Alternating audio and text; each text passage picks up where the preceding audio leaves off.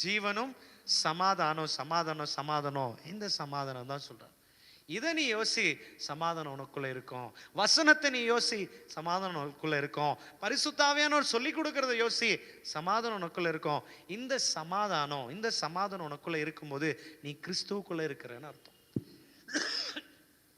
எந்த கிறிஸ்தவர்கள் என்று சொல்லி, தேவ பிள்ளைகள் என்று சொல்லி, சபைக்கு போகிற பிள்ளைகள் என்று சொல்லி, ஆண்டுடைய பிள்ளை என்று சொல்லி, அபிஷேகம் பெற்றிருக்கிறேன் என்று சொல்லுகிறதான பிள்ளைக்குள்ள சமாதானம் இல்லைனா நீ கிறிஸ்துவுக்குள்ள இல்லை.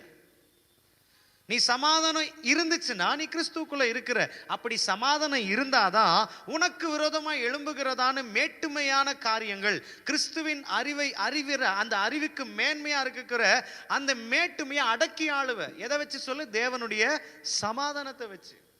இந்த சமாதானத்தை வைத்து கொண்டு உன்னை மேட்டுமையாக்க நினைக்கிற, பெருமையாக்க நினைக்கிற, ஆண்டவர்கிட்ட பிரிக்க நினைக்கிறதான காரியத்தை தேவ சமாதானத்தை கொண்டு நீ அடக்கி ஆளுக செய்வ.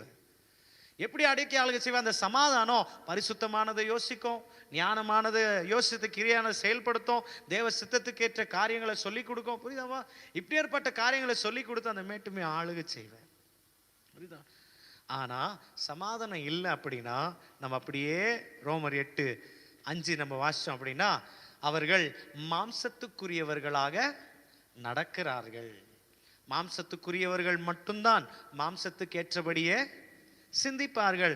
ஆவிக்குரியவர்கள் என்றைக்கும் மாம்சத்துக்குரிய காரியங்களை சிந்திக்க மாட்டாங்க. ஏன்னா அவங்களுக்கு தெளிவா தெரியும், இதை யோசிச்சேன்னா கண்டிப்பா நான் செத்தே போயிடுவேன், இதை யோசிச்சேன்னா எனக்குள்ள சமாதானமே இருக்காது. அப்படிப்பட்ட காரியத்தை நான் யோசிக்க வேணாம், பார்க்க வேணாம், நிற்க வேணாம், நான் போயிடுறேன்னு